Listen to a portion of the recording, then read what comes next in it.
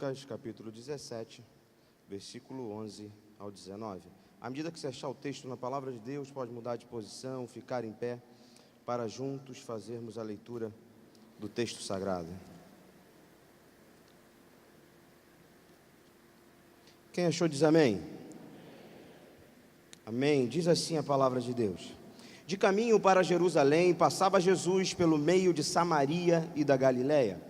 Ao entrar numa aldeia, saíram-lhe ao encontro 10 leprosos, que ficaram de longe e lhe gritaram, dizendo: Jesus, mestre, compadece-te de nós. Ao vê-los, disse-lhes Jesus: Ide e mostrai-vos aos sacerdotes. Aconteceu que, indo eles, foram purificados. Um dos 10, vendo que fora curado, voltou dando glória a Deus em alta voz, e prostrou-se com o rosto em terra aos pés de Jesus, agradecendo-lhe, e este era samaritano. Então Jesus lhe perguntou: não eram 10 os que foram curados? Onde estão os 9? Não houve, porventura, quem voltasse para dar glória a Deus, senão este estrangeiro? E disse-lhe: levanta-te e vai, a tua fé te salvou. Senhor nosso Deus e nosso Pai, sempre, Deus, é com muita alegria que nos reunimos aqui na Tua casa para louvar, glorificar, exaltar, bendizer o Teu santo nome, reconhecendo, ó Pai, tudo que o Senhor tem feito em prol das nossas vidas até o dia de hoje. Te louvamos, Senhor, pelas portas abertas, pelas bênçãos alcançadas, e te louvamos também, Senhor, quando o Senhor também fecha portas por alguns momentos da nossa vida, que a lágrima, que o conflito, que a dificuldade vem até a nossa vida, mas reconhecemos também que em nenhum momento nos falta o cuidado, nos falta, Senhor, o amparo, que o Senhor sempre está ao nosso redor, a proteger, a curar, a estabelecer a Tua vontade em nossas vidas, e que nessa noite, mediante a Tua palavra, possamos entender que Tu és um Deus, ó Pai, que tem todo o poder em Tuas mãos, que basta uma palavra para que a cura se estabeleça. Que assim, Deus, o Teu Espírito Santo tenha liberdade para falar em cada coração nessa noite, é o que eu te peço em nome de Jesus, amém e amém. Podeis assentar, queridos. E antes de começar a pregar, olha para essa pessoa que está do teu lado aí, dê o melhor sorriso que você tem para ela e fala: que bênção que nós estamos aqui nessa noite.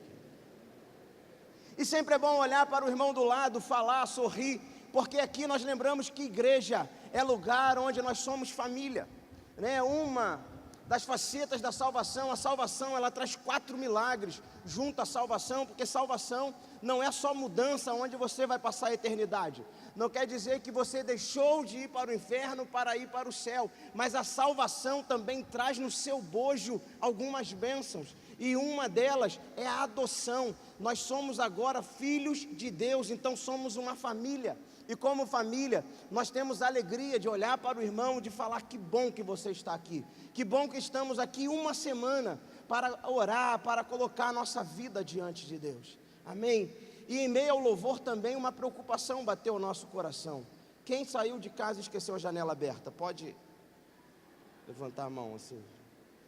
Eu fiquei aqui numa dúvida, querido. Quando começou o barulho aqui na telha, eu fiquei na dúvida, fechei, não fechei, fechei, não fechei, aí lembrei, fechei.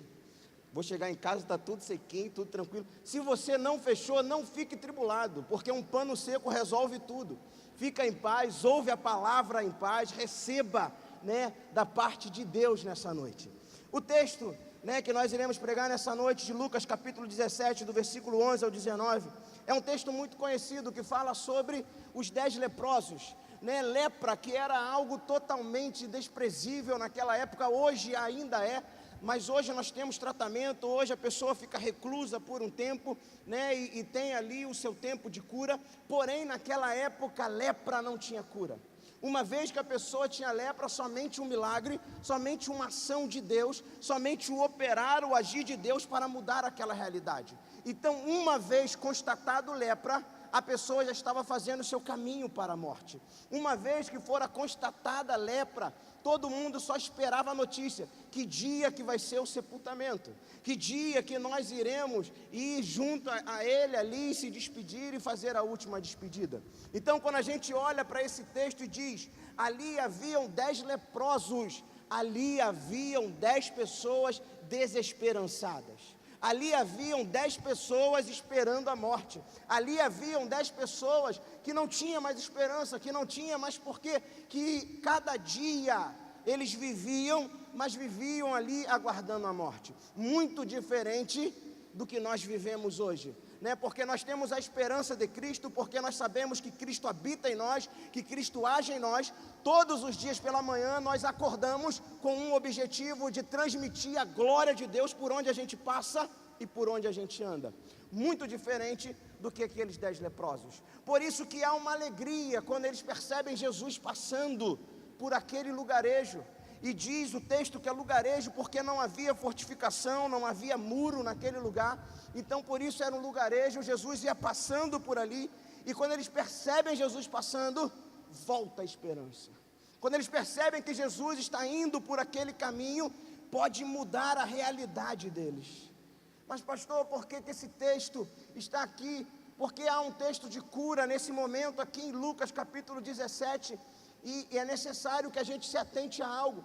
Lucas capítulo 17, a passagem dos 10 leprosos é algo particular de Lucas. Você não vai encontrar os 10 leprosos em Mateus, você não vai encontrar em Marcos, você não vai encontrar em João, você vai encontrar em Lucas.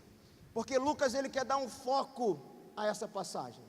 Lucas ele quer lançar luz sobre essa situação. Lucas ele está tratando sobre a situação do farisaísmo em Israel. E nenhum outro autor do Novo Testamento tratou tanto sobre farisaísmo do que Lucas. Lucas vai tratar sobre esse assunto 17 vezes. E o fariseu ele tinha um grande problema. O fariseu ele não era grato ao que Deus fazia por ele. Porque o fariseu ele entendia que por ele ser obediente, por ele fazer tudo o que a lei prescrevia, Deus teria que abençoar a vida dele. O fariseu ele vivia somente pela meritocracia. Se eu vou à igreja todos os dias, se eu oro todos os dias, se eu leio o texto da Torá todos os dias, Deus tem que me abençoar. Eu não posso ficar doente, eu não posso ter uma vida que seja diferente da prosperidade. Se eu obedeço, se eu caminho, se eu faço, mesmo se eu não tenho nenhuma ética, nenhuma moral, mas se eu vou todos os dias à sinagoga, se eu cumpro ali o que a lei diz, eu não posso ficar doente e eu tenho que ser próspero. Então o fariseu, ele não era alvo da graça de Deus. Ele não conseguia reconhecer que tudo o que nós somos, o que nós temos e o que nós viemos a ter é fruto da graça de Deus. Tudo o que nós temos é favor imerecido. Nada que nós temos é alvo de meritocracia. Nada que nós podemos receber da parte de Deus. Se Deus nessa noite, Deus irá fazer e Deus irá curar, você vai sair do seu lugar, você vai receber uma oração aqui da mão do diácono, o diácono vai te ungir com óleo, você vai sair daqui curado, mas entenda, querido, que isso não é meritocracia, isso é graça, isso é favor imerecido, isso é que o Deus Todo-Poderoso, Ele disse, nessa noite, você vai entrar enfermo nessa igreja, e você sairá curado para a glória de Deus, mas é graça, é favor imerecido.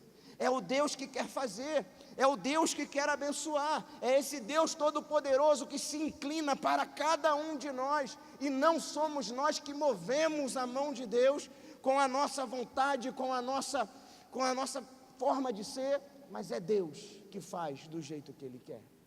Só que o fariseu não entendia dessa forma. O fariseu ele entendia que se ele fosse bom, Deus teria que abençoar a vida dele.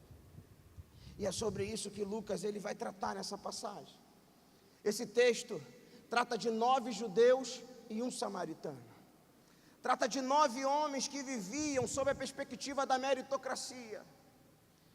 Eu estou desse jeito aqui porque em algum momento aconteceu alguma coisa na minha vida, mas se Deus quiser me curar, Ele vai me curar, e eu encontrei com Jesus agora, e Jesus ele vai me curar. E diz o texto que eles encontram Jesus, e eles gritam em alta voz, dizendo: Senhor, tenha misericórdia de nós. O Senhor pode mudar a nossa realidade. O Senhor pode fazer com que essa lepra, ela seja desfeita. Interessante no texto que Jesus não faz nada extraordinário. Jesus não faz uma oração prolongada. Jesus não chama ele para o meio de Jerusalém. Jesus só diz assim para eles: se apresentem para os sacerdotes. Dentro da lei cerimonial, somente o sacerdote poderia dizer que aqueles homens foram curados. Ele não poderia dizer, eu fui curado, e voltar ao convívio da sociedade. Para ele voltar ao convívio da sociedade, ele tinha que ir até um sacerdote, o sacerdote atestar que ele foi curado, e assim ele voltaria. E Jesus já diz para eles, vão até o sacerdote, já declarando a cura. Só que agora era necessário uma caminhada de fé. Agora era necessário eles começarem a sair daquela aldeia, começar a caminhar para receber a sua cura. E a nossa caminhada com Deus, a nossa trajetória cristã, também é uma caminhada de fé. Haverão momentos que você vai estar como esses 10 leprosos, não tem mais esperança, não tem mais vontade, você se reúne ali e a conversa é só de desesperança. Porém, quando nós encontramos com Jesus, esse ânimo precisa ser renovado, esse vigor precisa voltar, esse primeiro amor precisa ser reativado, e nós precisamos começar a voltar a caminhar. Foi isso que Jesus falou para aqueles homens, ei, vocês olham para vocês, ainda tem lepra, ainda tem doença, mas começa a caminhar, porque quando começar a caminhar, a cura vai acontecer. E quando a gente olha para o texto, diz aí, versículo 13, ficaram de longe e lhe gritaram, dizendo, Jesus, mestre, compadece-te de nós. Ao vê-los, disse-lhes Jesus, ide e mostrai-vos aos sacerdotes. Aconteceu que indo eles foram purificados. Jesus não toca, Jesus não ora, Jesus não faz nada. Diz o texto que na caminhada eles foram curados. Tem valor a continuidade, tem valor a perseverança, tem valor a fé que nós colocamos na palavra que Jesus diz. Jesus não deu garantia nenhuma. E quantas das vezes, querido, nós pautamos a nossa fé, fundamentamos a nossa fé em garantias. Quantas das vezes nós estamos em alguns cultos e nós barganhamos com Deus. Quantas das vezes nós estamos em alguns cultos e nós falamos, Senhor, hoje eu não vou louvar, hoje eu não vou adorar, hoje eu não vou orar, porque hoje o meu coração está apertado, porque hoje eu passei por tanta dificuldade, porque, Senhor, eu tenho orado, eu tenho clamado e não tenho obtido nenhuma resposta da Tua parte. E o Senhor do alto do céu, Ele só está falando, querido, continua caminhando, continua andando, porque no caminhar, porque no andar você vai perceber o que eu vou fazer na sua vida. Porque vida cristã, querido, é um chamado para ir até o final. Deus, Ele não te chamou somente para começar bem, Deus não te chamou para somente ir até o meio bem, mas Deus te chamou para ir até o final. Quando que é até o final, pastor? Até o final, querido, é o dia da nossa morte, ou quando Cristo voltar nos altos do céu. Enquanto isso, eu permaneço aqui firme até a volta de Cristo, ou até a minha morte. E isso nós precisamos renovar todos os dias da nossa vida. Hoje, quando você chega na tua casa, quando você vai fazer a tua oração antes de dormir, é isso que você diz, Senhor, firma os meus pés, que eu continue caminhando até a sua volta. E com essa passagem, Jesus está nos ensinando isso, que é necessário caminhar, que é necessário andar, que é necessário permanecer, porque quando nós vamos caminhando, a gente percebe. Foi isso que aconteceu com os 10 leprosos. Olha o texto, parece que eles se assustam com o que acontece. Diz o versículo 14, ao vê-los, disse-lhe Jesus, ide e mostrai aos sacerdotes. Aconteceu que indo eles, foram purificados. Eles não foram purificados e depois foram. Indo eles, foram purificados. E o chamado que nós temos é um chamado de ir. É um chamado de ser bênção. É um chamado de causar um impacto por onde a gente passa, por onde a gente anda. Cada dia que nós entramos aqui nessa igreja, nós entramos nessa igreja aqui para ser renovados, para ser cheios, para ser estimulados. Para dizer assim, olha, eu ainda conto contigo, ainda espero de você, aquela rua vai ser transformada, aquela rua vai ser impactada, aquele bairro vai mudar a partir da sua vida, mas é necessário continuar caminhando. Por que o Senhor nos cura? Por que o Senhor nos cura nas emoções? Por que o Senhor nos cura na parte física? Por que o Senhor nos cura na parte espiritual? Para que nós sejamos também um agente de cura por onde a gente passa. Tem pessoas perto de você que estão doentes. Tem pessoas perto de você que a cura vai ser o que Deus quer fazer através da sua vida. Porque antes de fazer a partir de nós, Deus precisa fazer em nós. E quando Deus começa a fazer a partir de nós, não é porque nós nos tornamos grande coisa, não. Porque Deus, Ele faz em nós e através de nós, apesar de nós. Da nossa limitação, daquilo que limita o agir dEle, o operar dEle. Mas fato é que Ele quer fazer. O livro de Lucas trata de salvar o que estava perdido. Ao longo de todo o livro de Lucas, ele vai falar sobre isso. Ele vai falar sobre o que estava perdido. Ele separa um capítulo inteiro para falar de coisas perdidas. Ele fala sobre a dracma, ele fala sobre um filho perdido, ele vai falar sobre uma moeda perdida. O livro de Lucas vai falar também sobre inclusão. E nesse texto, Jesus, quando cura e passa por aquela aldeia, havia um outro caminho possível. Só que Jesus naquela noite passa por aquele caminho, durante aquele dia passa por aquele caminho. E não é por acaso que ele estava passando por aquele caminho. Ele passa por aquele caminho porque ele está dizendo: no meu reino não vai ficar ninguém excluído. No meu reino, aqui nessa sociedade, os leprosos estão à parte, mas no meu reino, ninguém fica excluído. Então entenda, querido, se nessa noite, na sua alma, na sua emoção, a sua autoestima ela é baixa, você muitas das vezes chega nessa igreja e você diz: aqui não é o meu lugar. Eu chego aqui e parece que as pessoas não me veem, as pessoas não me percebem. Entenda que o reino de Deus é um reino de inclusão, que Jesus morreu na cruz do Calvário por cada um de nós, que Ele passa por aquela aldeia naquele dia para dizer: não vai ficar ninguém de fora do meu reino, tem lugar para todos. E quantas pessoas feridas na alma, e isso tem sido uma brecha, onde Satanás ele tem entrado e tem impedido você de caminhar. Ele tem impedido de você se sentir parte dessa igreja, sentir parte de um ministério, de trabalhar, de se integrar e ser uma bênção neste lugar. O Senhor nessa noite, Ele quer trazer cura para a sua alma, Ele quer trazer cura para a sua emoção, Ele quer dizer que Ele veio para incluir, Ele veio para dizer para você que você faz parte desse reino. Que seja qual for a lepra, seja qual for a dificuldade, seja qual for a doença, seja qual for aquilo que te impediu até o dia de hoje, o Senhor está dizendo que Ele te cura, mas é necessário continuar caminhando.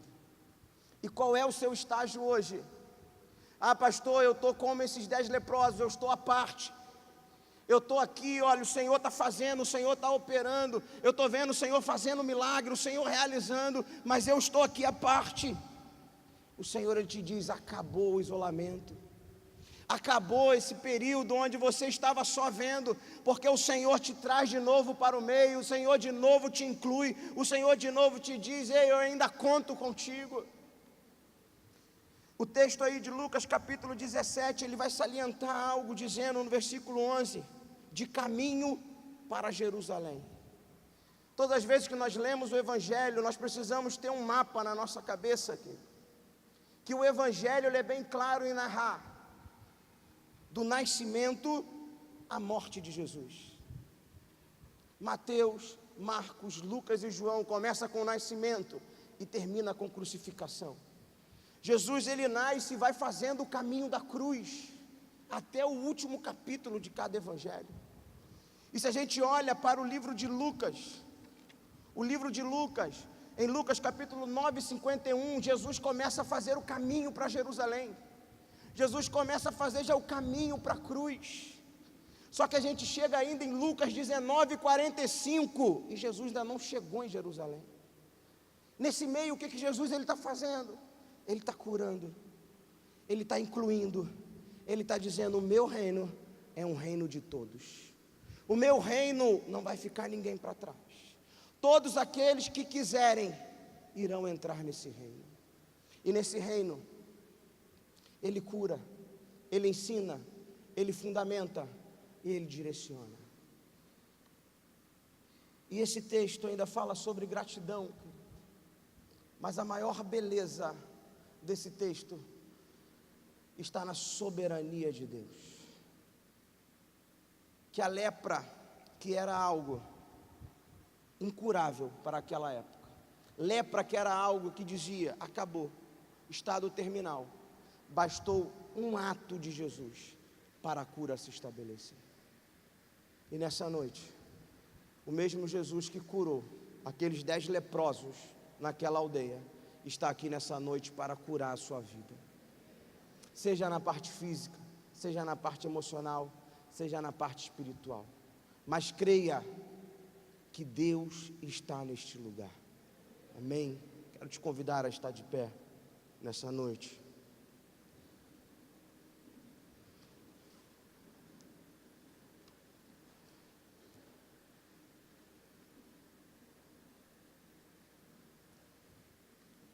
Te convidar a fechar os seus olhos.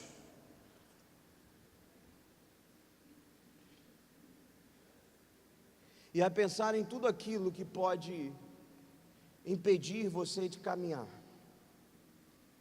E se você nessa noite diz: pastor, eu estou enfrentando, eu estou passando pelo meu melhor momento com Deus, um momento onde eu estou muito bem na minha caminhada, estou caminhando, estou avançando, estou prosseguindo, estou crescendo, amém. Você vai fazer essa oração pedindo a Deus: Senhor, firme os meus pés na rocha.